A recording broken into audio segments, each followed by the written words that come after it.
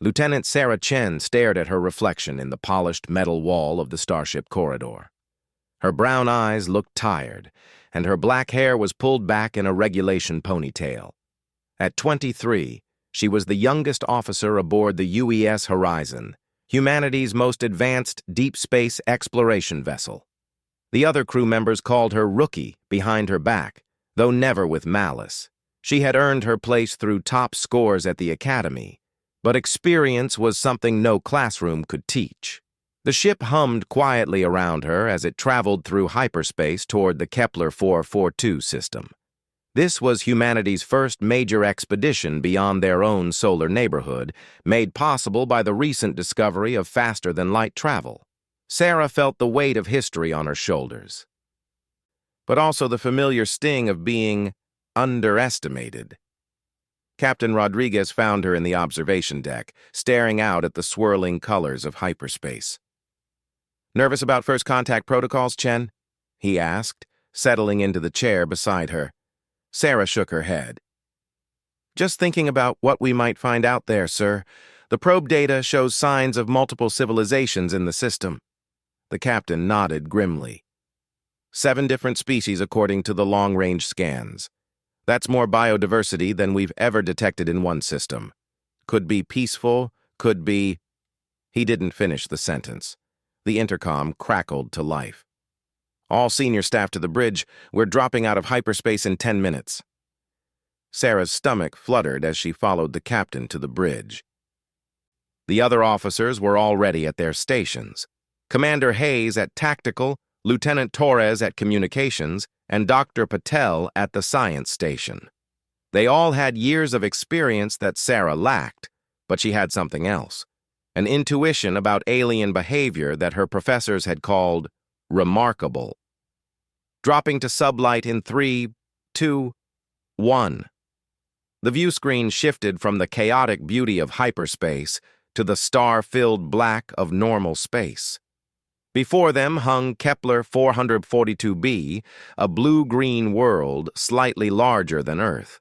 But what caught everyone's attention were the ships. Dozens of them orbited the planet in complex patterns. The vessels were unlike anything in human databases. Some looked like crystalline formations, others appeared to be grown rather than built, and several seemed to shift and flow like liquid metal. 7 distinct ship designs, Dr. Patel reported. Each appears to represent a different species. Commander Hayes checked his weapons display. They're all armed, Captain, heavily. Before anyone could respond, the communications board lit up with incoming signals. Lieutenant Torres worked frantically to sort through them. Multiple first contact attempts, sir. They're all trying to communicate simultaneously. Sarah watched the alien ships carefully. Something about their movements seemed wrong. They weren't positioning for battle or showing curiosity about the human vessel. Instead, they appeared to be waiting. Captain, Sarah said quietly. Permission to speak? Rodriguez looked surprised but nodded. Go ahead, Lieutenant. The ships aren't showing typical first contact behavior. Look at their formations. Sarah pointed to the display. They're defensive positions, but not against us. They're watching each other. Dr. Patel frowned at his readings. She's right. Energy signatures suggest they've been in this standoff for quite some time. Suddenly, the largest ship, a massive creature that looked more grown than built, began transmitting.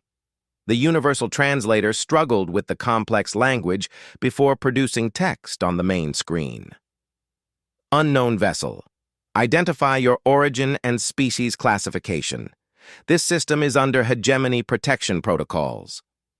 Captain Rodriguez straightened in his chair. Open a channel, Torres. He waited for the signal confirmation, then spoke clearly. This is Captain Rodriguez of the United Earth Ship Horizon. We come in peace, seeking diplomatic contact. The response came quickly. Earth, unknown designation. Prepare for species evaluation and classification. Sarah felt her skin crawl. The way they said classification didn't sound like bureaucracy. It sounded like threat assessment. The communications officer from the crystalline ship interrupted.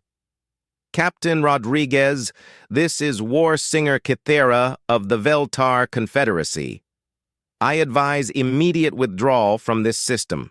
The hegemony conducts harsh evaluations of new species.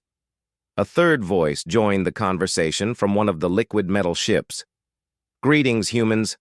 Admiral Zex of the Free Traders Coalition. These others speak truth. Leave now while you can. Sarah studied the tactical display as more species added their warnings. The Arcturian Empire, the Nexus Collective, the Wanderer clans, and the Shadow Covenant all seemed genuinely concerned for humanity's welfare. But why? Captain, Commander Hayes whispered, I'm detecting movement from the hegemony ships. They're taking aggressive positions. The main hegemony vessel transmitted again.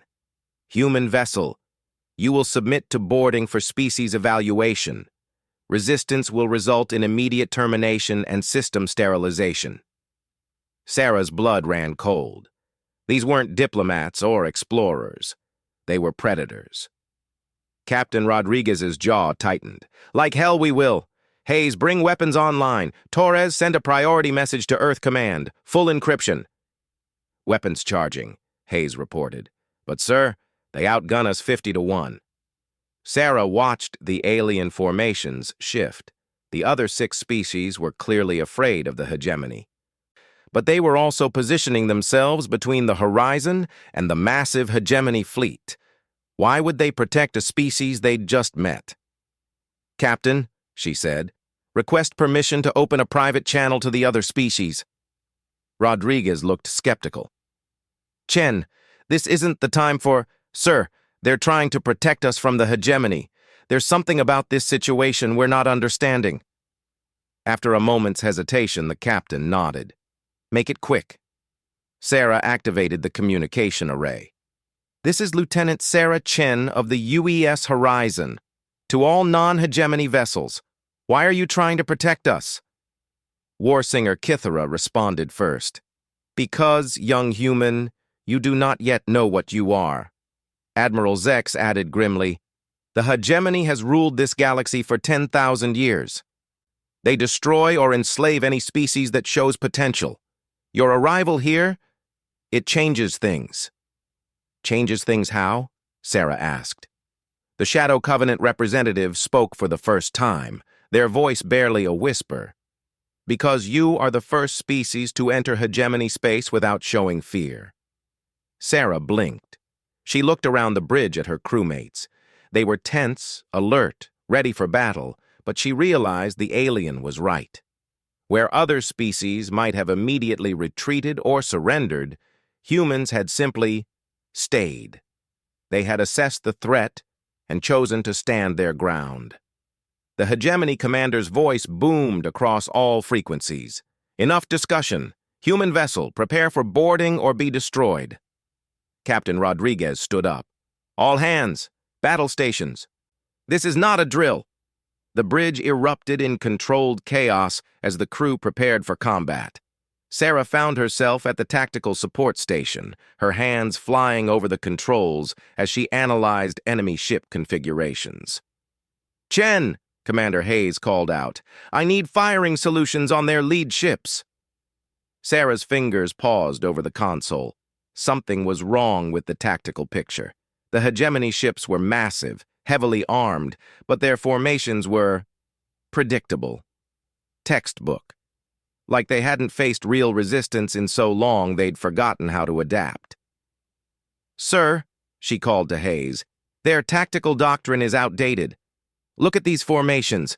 They're designed to intimidate, not to fight an equal opponent. Hayes glanced at her display and his eyes widened.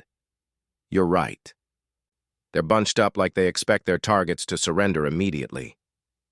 Captain Rodriguez overheard them. Recommendations, Lieutenant? Sarah's mind raced. Everything she'd learned about alien psychology at the Academy, every simulation she'd run, every theoretical model she'd studied, it all pointed to one conclusion. Captain, the hegemony has never faced a species that fought back effectively. They're bullies, not warriors. If we show them we won't back down, if we demonstrate tactical superiority." She paused, hardly believing her own words. "I think they'll retreat." The bridge fell silent except for the hum of the ship's systems. Dr. Patel spoke up from his station. "Lieutenant, that's a hell of a theory to bet our lives on." Sarah met the captain's eyes. "Sir, look at the other species. They have advanced technology. They clearly have the numbers to resist, but they've been in a standoff instead of fighting. The hegemony rules through fear and intimidation. What if nobody ever called their bluff?" Before the captain could respond, the hegemony fleet opened fire.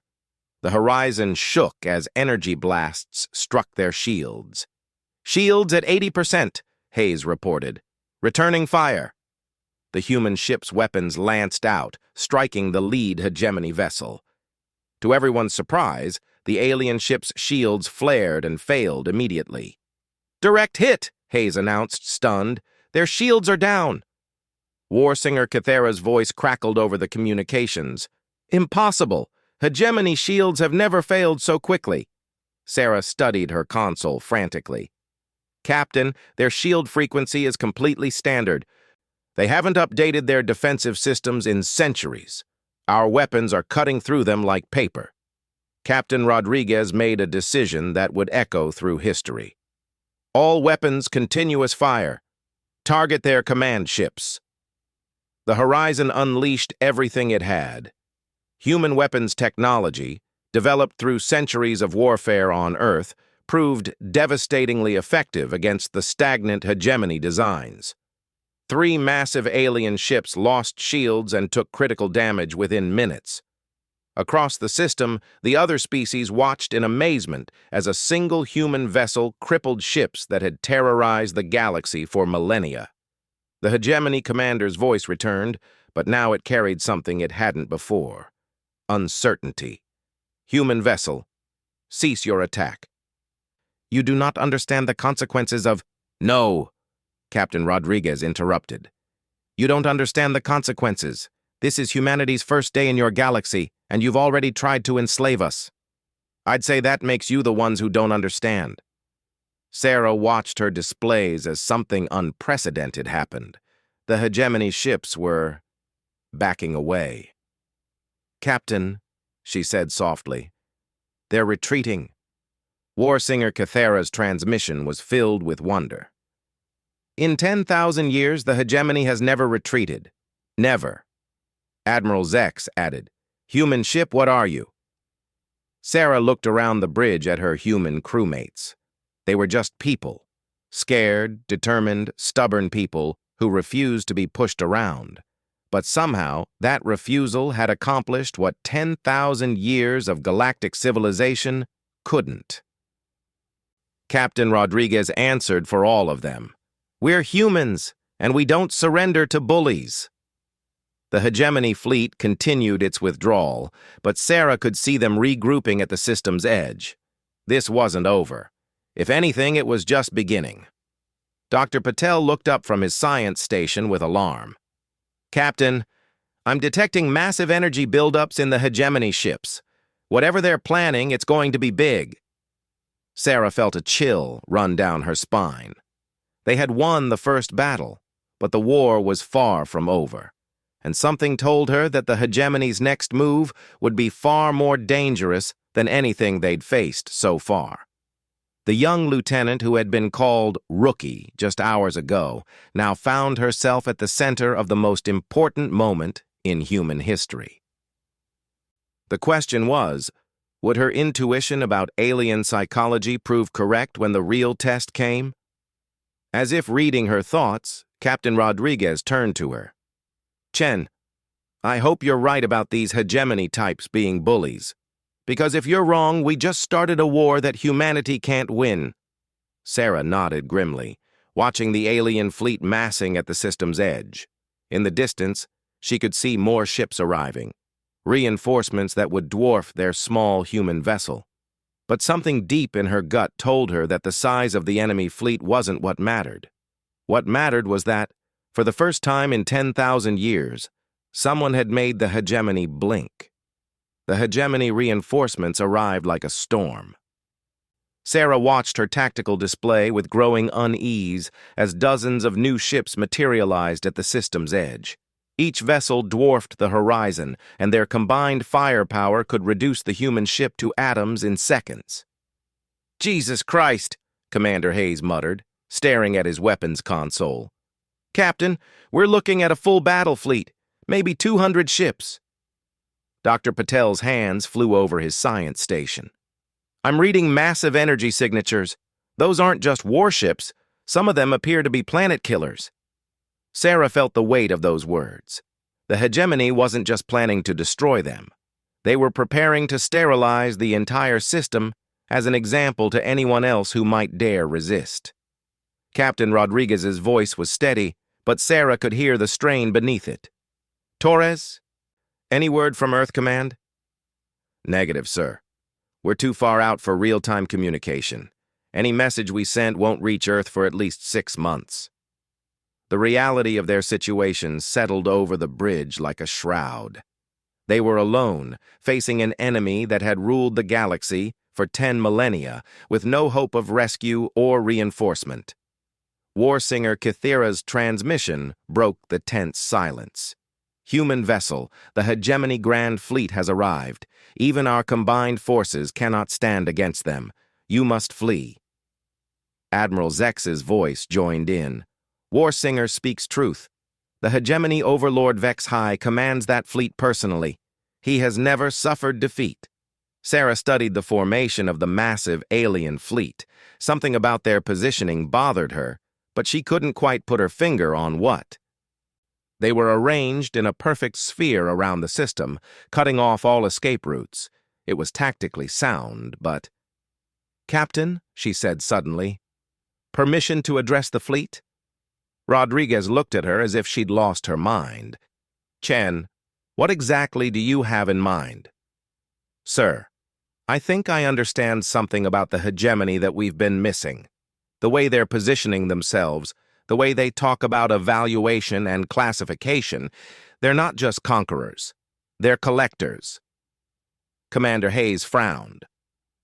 "What's the difference?" Sarah pulled up a 3-dimensional tactical display on the main screen. "Look at their formation.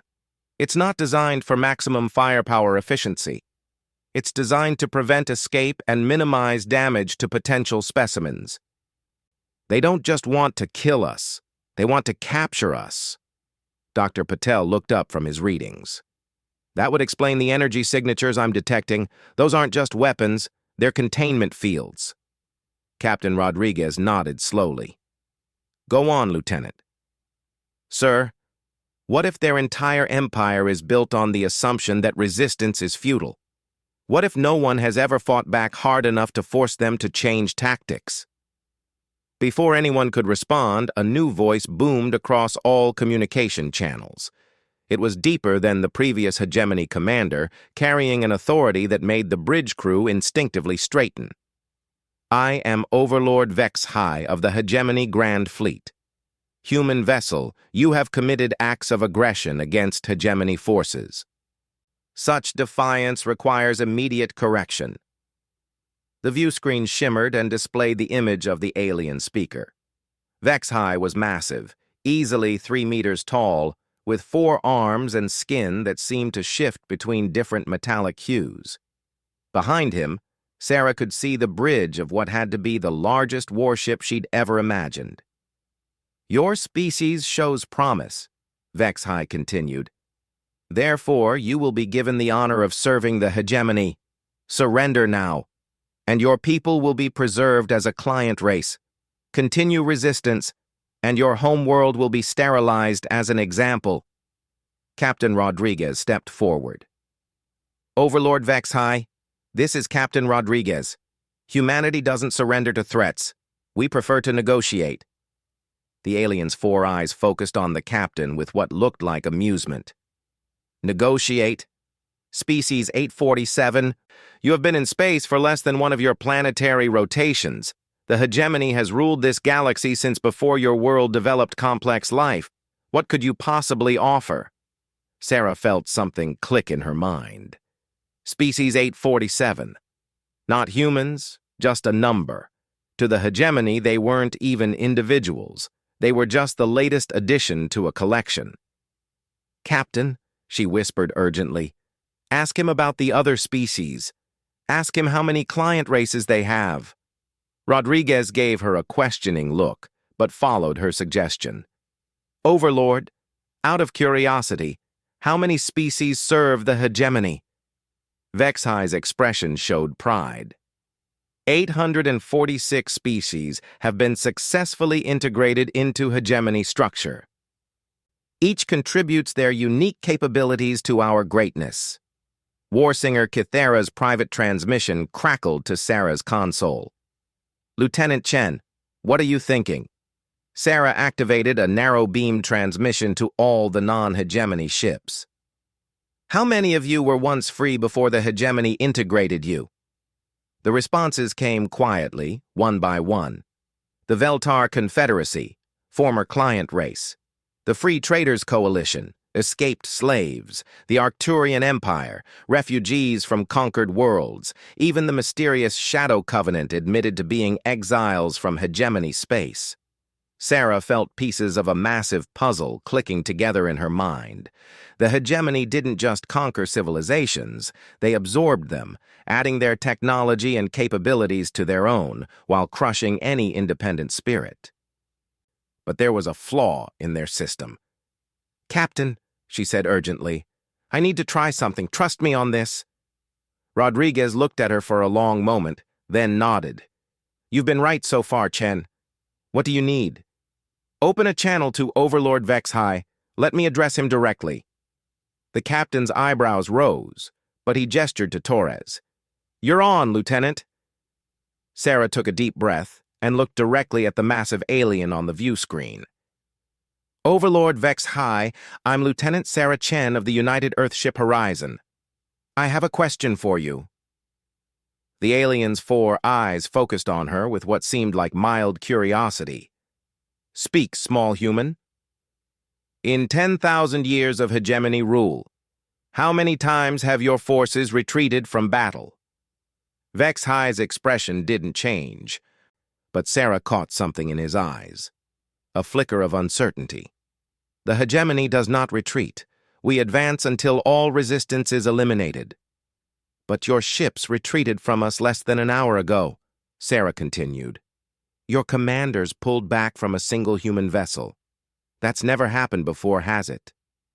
The silence that followed was deafening. On the tactical display, Sarah could see the hegemony fleet shifting position, as if the crews were suddenly uncomfortable. Vexhi's voice carried a note of anger. "Temporary tactical repositioning is not retreat. Your vessel will be captured and your species integrated. This conversation serves no purpose." But Sarah could see she had hit something important. "Overlord, in your 846 client species, how many willingly joined the hegemony?" "All species see the wisdom of integration once properly educated." "That's not what I asked. How many joined willingly, without being threatened or conquered first?" Another uncomfortable silence. Sarah pressed her advantage. "None of them, right? Every single species you've integrated had to be forced. Even the ones who serve you now, they're not really loyal. They're just afraid." Admiral Zex's transmission cut across all channels. "She's right. Every species serves the hegemony from fear, not loyalty." Warsinger Kithera added, "The hegemony rules through terror. When the terror fails—" "Silence!" Vexhi roared. "Client species will not speak without permission." But the damage was done. Sarah could see it on the alien overlord's face, the first hint of doubt he'd probably felt in centuries. "You've never faced a species that fought back effectively," Sarah continued. "Your entire military doctrine is based on intimidation and overwhelming force against opponents who surrender quickly. But humans don't surrender, Overlord. We'd rather die fighting than live in chains." Captain Rodriguez stepped up beside her. "The lieutenant speaks the truth, Overlord. Humanity has never known a conqueror we couldn't eventually defeat. We fought ourselves for thousands of years before we reached the stars. War isn't something that happens to us, it's something we do. Dr. Patel added from his station. Our history is written in battle. Every major advancement in our civilization came from conflict. You're not facing farmers or traders, Overlord. You're facing a species that evolved specifically to fight. Sarah watched Vexhi's expression carefully. The alien was trying to maintain his composure, but she could see uncertainty growing in his eyes. Furthermore, she continued, your client species aren't nearly as loyal as you think. How many of them would rebel if they thought they had a chance of winning? On cue, War Singer Cathera opened a general transmission. All free ships stand with the humans. Today we break the chains of 10,000 years. Admiral Zex followed. Free Traders Coalition vessels, prepare for battle. Freedom has arrived. One by one, the other species declared their intention to fight alongside humanity. The Arcturian Empire, the Nexus Collective, the Wanderer clans, and finally, the Shadow Covenant. All committed themselves to resistance. Sarah could see the shock on Vexhi's face as his carefully controlled system began to unravel. For 10 millennia, the hegemony had maintained order through the simple principle that resistance was futile. But now, in the span of a single conversation, that principle had been shattered. Impossible, the Overlord muttered. Client species do not rebel. The natural order does not change. The natural order, Sarah said quietly, is that free beings fight for their freedom. You've been living a lie, Overlord. Your empire isn't built on strength. It's built on the fear of beings who forgot how to fight back. Captain Rodriguez activated the ship-wide intercom. All hands, this is the captain. We didn't come out here looking for a war. But sometimes war finds you anyway. Today, we fight not just for ourselves, but for every species in this galaxy that's been enslaved by the hegemony.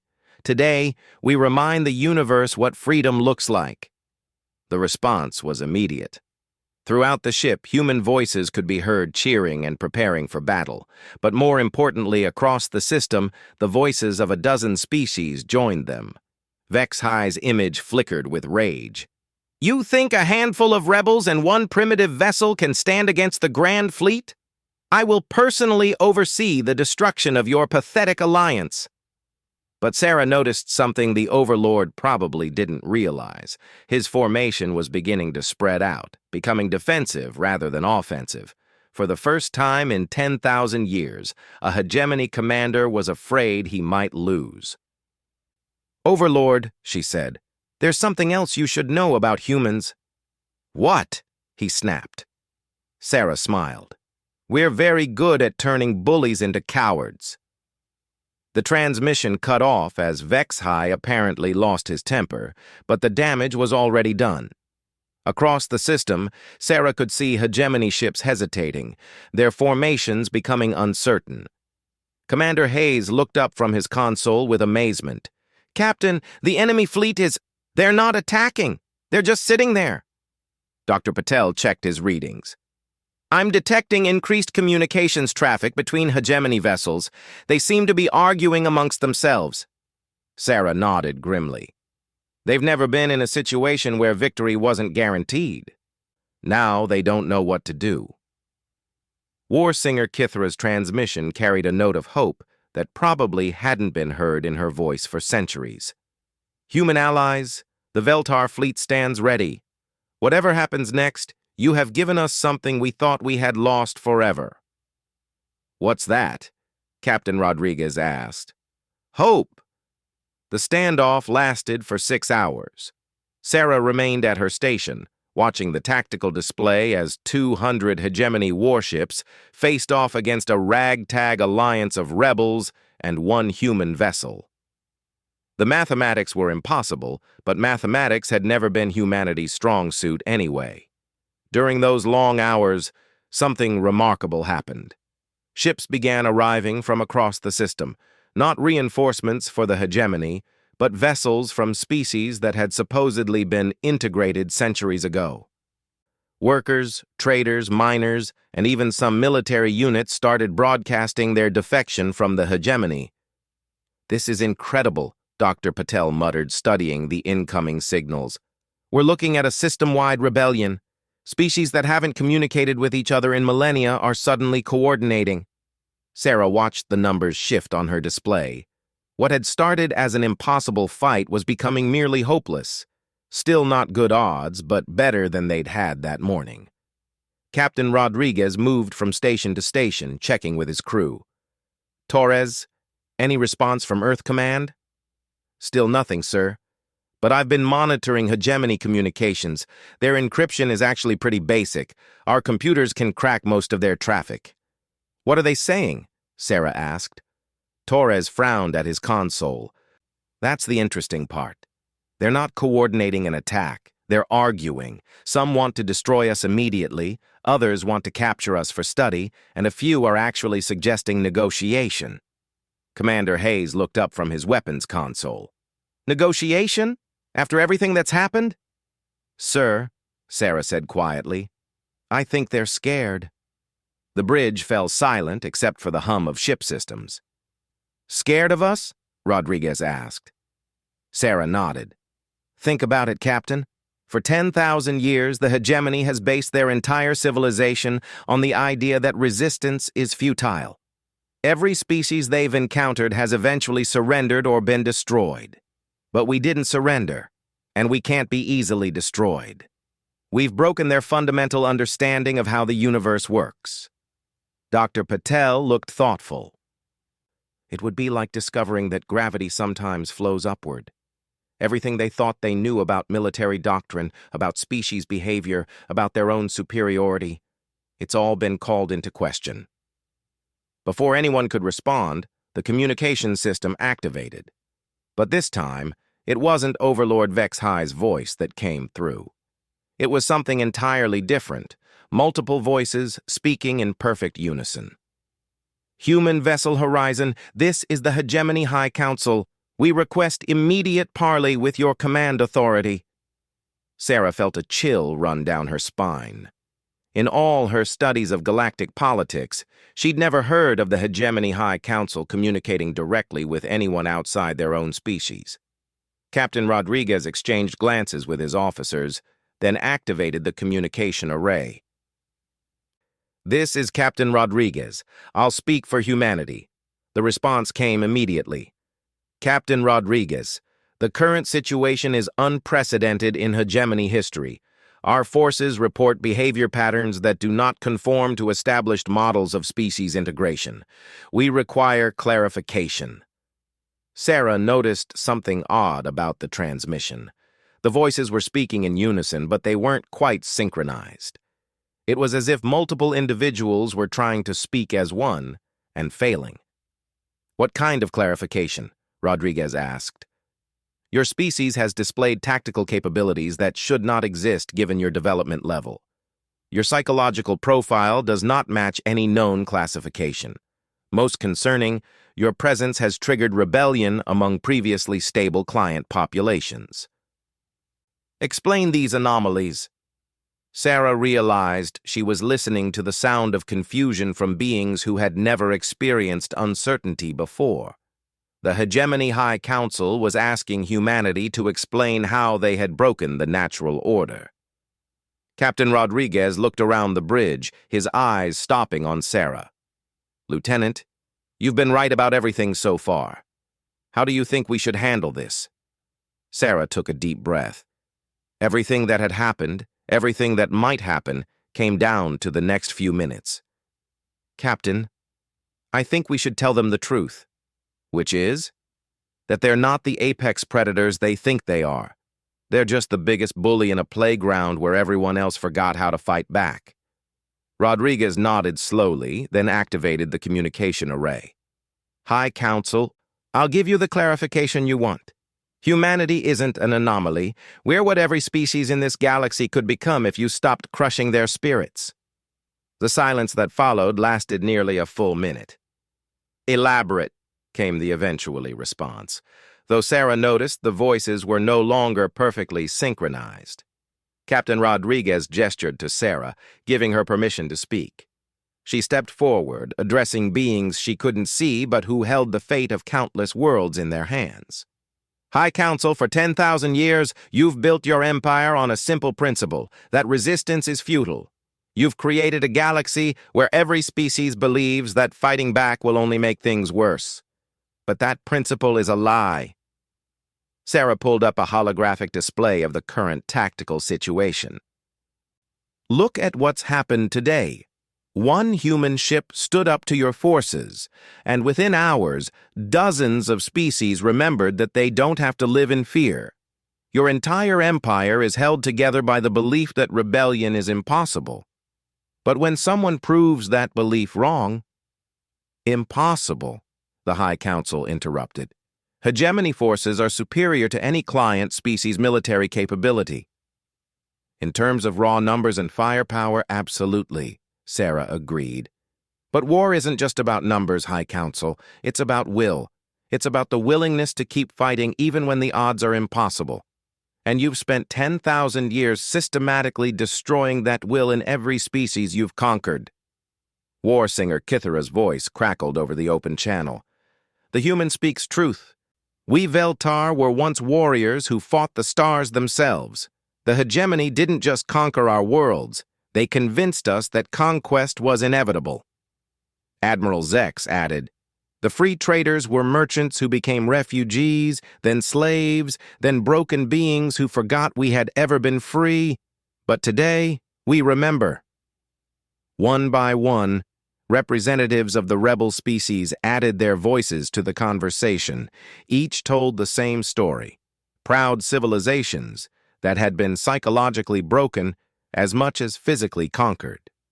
Sarah watched her tactical display as something unprecedented happened.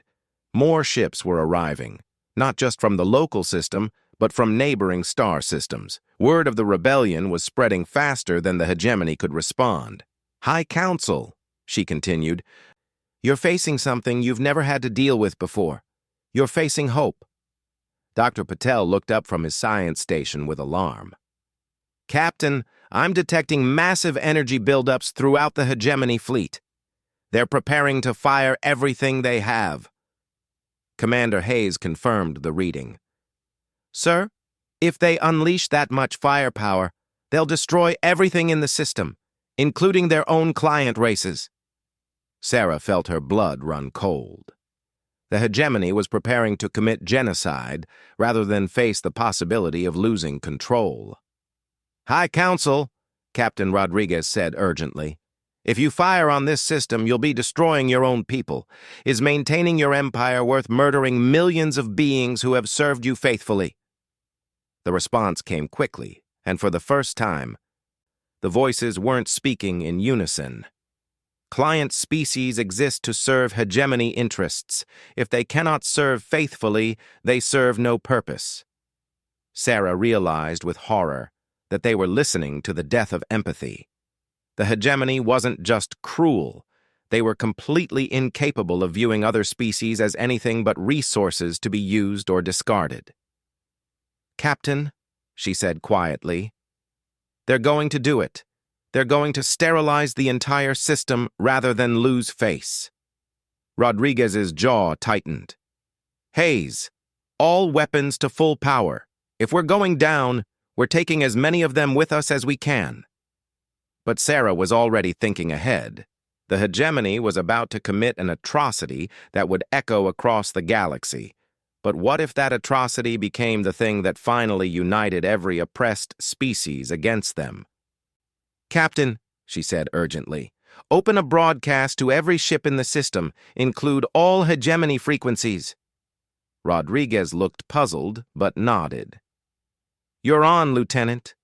Sarah took a deep breath and spoke to the galaxy. To every being who can hear this transmission, you are witnessing the true face of the hegemony. They are about to murder millions of their own loyal subjects rather than admit they can be challenged. This is what 10,000 years of rule has created.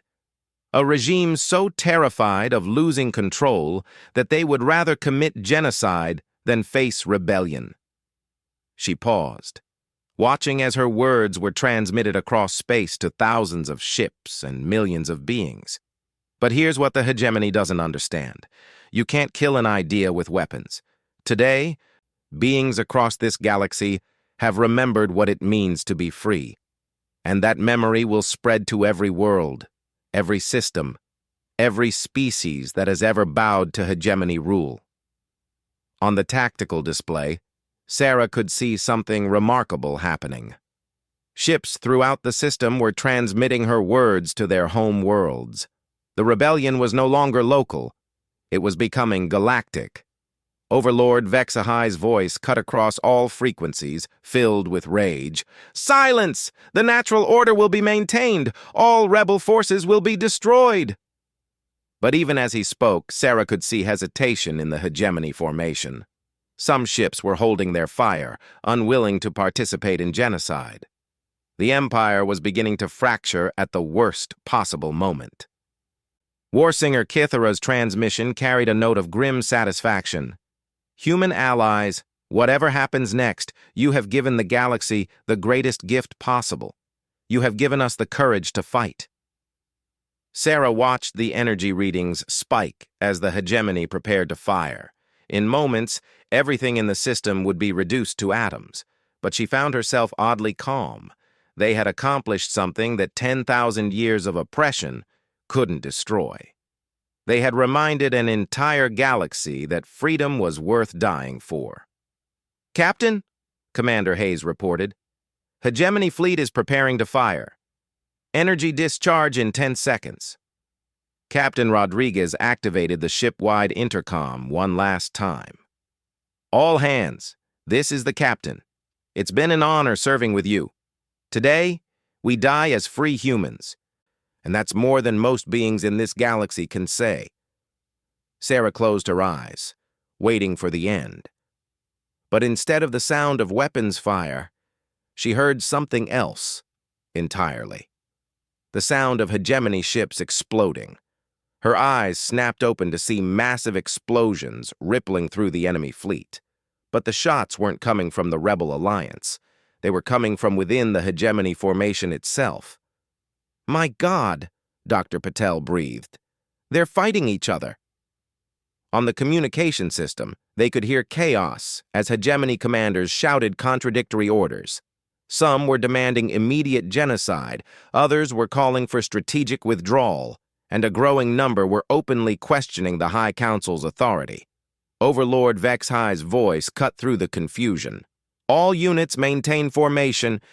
The High Council has issued direct orders." But another hegemony voice responded. "The High Council has led us into this disaster, 10,000 years of peace, and now we face galactic rebellion because of their incompetence." Sarah realized what was happening. The hegemony wasn't just facing external rebellion. They were experiencing civil war. Warsinger Kithara's transmission carried amazement. "Impossible! The hegemony has never fought amongst themselves." "Until today," Admiral Zex added. "The humans haven't just broken their military doctrine. They've shattered their political unity." Sarah watched the tactical display as the mighty hegemony fleet tore itself apart. Ships that had terrorized the galaxy for millennia were now turning their weapons on each other, arguing over who was responsible for the disaster and what should be done about it. Within an hour, the most powerful military force in galactic history had been reduced to scattered remnants fleeing in different directions. The rebellion had won without firing a shot. As the last hegemony ships disappeared into hyperspace, Sarah found herself staring at a transformed galaxy.